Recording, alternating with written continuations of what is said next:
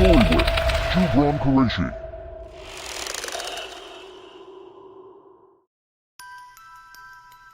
गुजरात के एक छोटे से गांव में एक बंद वीरान हवेली थी जो अपने अंदर बहुत से राज छुपाए हुई थी।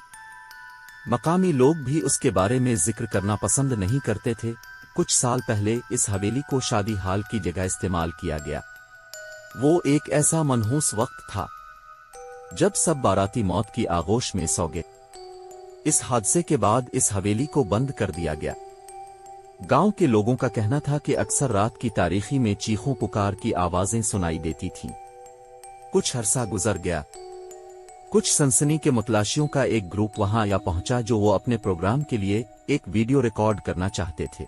जैसे ही वो हवेली के खौफनाक अंदरूनी हिस्से में दाखिल हुए, उनका इस्तकबाल फर्श बोर्ड्स और सर्द हुआ के झोंके और सरगोशियों से हुआ। हर कमरे में जिसमें वो दाखिल हुए वो वक्त के साथ मुंजमद लग रहा था। धुंधला पोर्ट्रेट दीवारों से खामोश सुनटीन लिस की तरह नीचे घोर रहे थे। लेकिन यह तहखाना था जिसने हवेली का सबसे तारीक राज छुपा रखा था। गहराइयों में उतरते हुए उन्होंने तंग रास्तों का एक नेटवर्क दरियाफ्त किया जिस पर जंग आलूद जंजीरों और भूले हुए तशद्दुद के आलात थे। उन पर खौफ का एहसास छा गया जब वो झिलमिलाती मोमबत्तियों से गिरी एक खस्ता हाल कुर्बान गाह से ठोकर खा गए। तभी उन्होंने नारे की मध्यम बाज़गश्त सुनी जो हर गुजरते लम्हे के साथ बुलंद होती जा रही थी।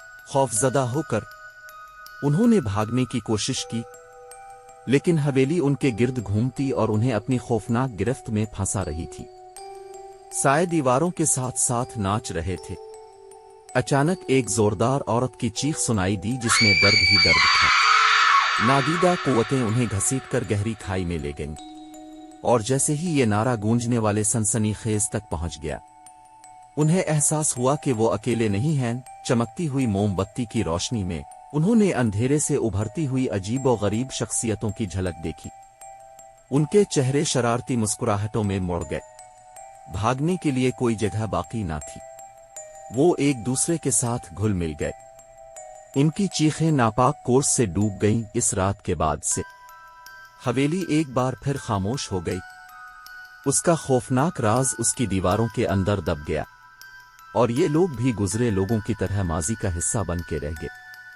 और अगरचे शहर के लोगों ने अंदर छपी हुई हौलनाकियों के बारे में सरगोशी की, लेकिन भोली हुई हवेली के अंदर बसी हुई तारीकी को बेदार करने के खौफ से किसी ने करीब जाने की हिम्मत नहीं की।